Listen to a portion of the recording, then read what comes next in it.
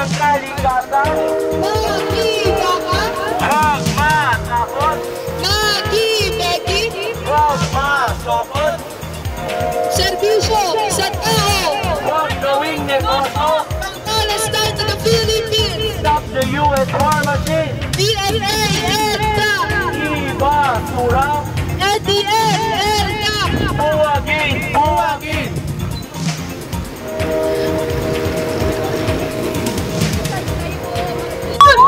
Iskolar ng bayan. Hindi iskolar ng bayan ng mga bobo baby.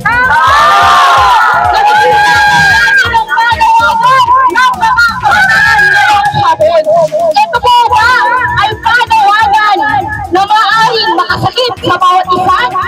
Masama po ba ang manawagan ng pondo sa edukasyon hindi sa korupsyon?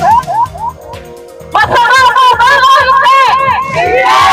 Masama po ba ang manawagan na nakakaalala ka din o mga kabataan ng golpe sa masalimuot na may karanasan o karanasan ng bayan sa panahon ng diktadura ni Marcos Sr.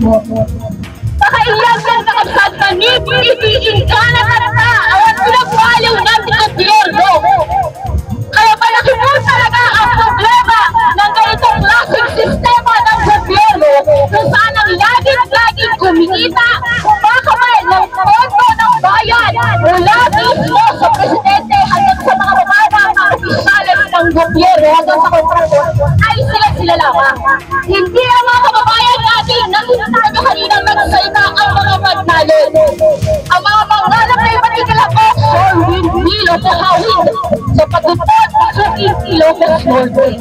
Ganun din ang panawagan sa trabaho inabot. Ganun din ang panawagan sa tunay na reforma sa lupa. Ngayong tanghali kahit ikang araw, tumitindig ang kabataan, tumitindig ang mamamayan ng Ilocos Norte. Nang sigaw namin, never again! Never again! Never again to martial law! At never again sa matubing korupsyon sa loob ng gobyerno. Kaya ang panawagan namin sa mga nakikinig, sa mga nanonood sa kanilang mga tahanan at miski sa mga kapulisan, magsilbi kayo sa bayan. Ilocos Online Magsilbihan ang News sambayanan. Alert! Maglingkuran ang sambayanan. Hindi yung mag-concert kayo at makaharas kayo gamit ang boto ng mga taong bayan. Ngayon, titigan nyo ang mga kabataan, ang mga mandalan at pangalan. Sila mismo ang nagboboto sa walang saysay na konsyerto nyo. PNP tuta! PNP tuta! Hindi nyo mo may kakala ang galit ng taong bayan ngayong hapon at galit ng mga kabataan. Ang galit na ito ay makatarungan. Dahil sabi nga sa Biblia, sa ika-10 ng Diyos, bawal ang magnakaw. Bawal magnakaw! Bawal ang magnakaw! Bawal!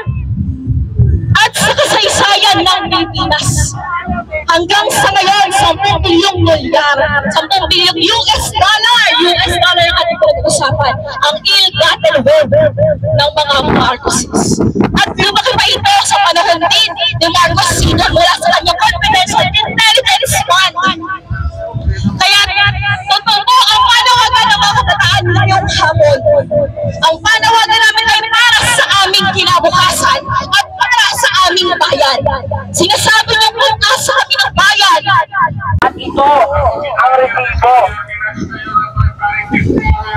Saan kami pang buo? Sanahan kayo sa concert. Amuni po si sumunod. Hindi polisiya, hindi polis na tota iti gobyerno. Well, amumi po nga handlaming mabalingag po or yung sana amuyumet po na bawal kumamit iti bastusin iboses ni kasi ipigpig sayo mas sa concert yo. Diba, Uncle? Well, dito yan, itiresibo na kanyang oras. Agitoy, apo, nagiti resibo. Hindi karasan, nagiti-pragpo nagparan nyo Marcos. Kita nyo, hindi pinagpatay da. Hindi kulkulong da. Hindi tinakaw da.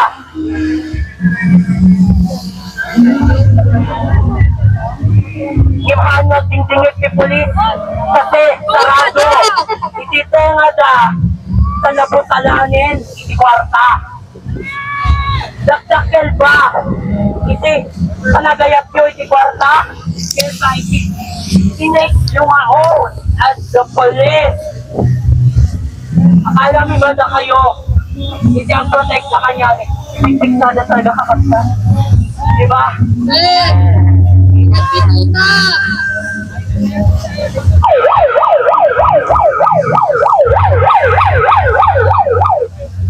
At dito po nagtatapos ang ating programa. Ngunit hindi dito nagtatapos ang ating laban. Maraming salamat po sa lahat ng nakibaka at sa lahat ng nakiisa ngayong araw na ito. At kikita tayo pamanin, hindi sumarano ang panagkilos. Nahantay ang alpas, tilaban, titaong bayan.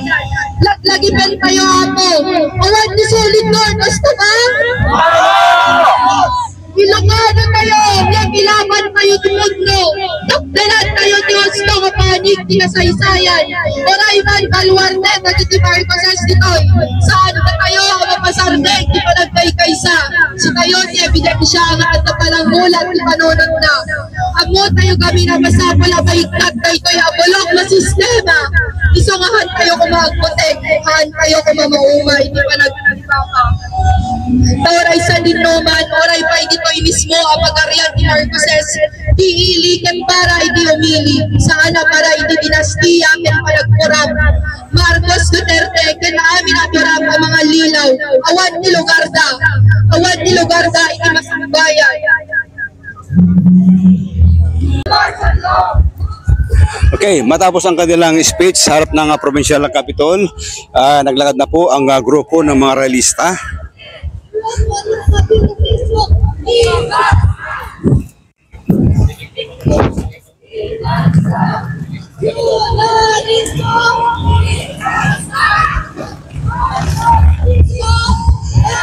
Matapos ang kanilang rally, sila po ay naglakad na dito sa gilid ng plaza para ikutin dahil hindi sila nakapwesto sa harap mismo ng plaza.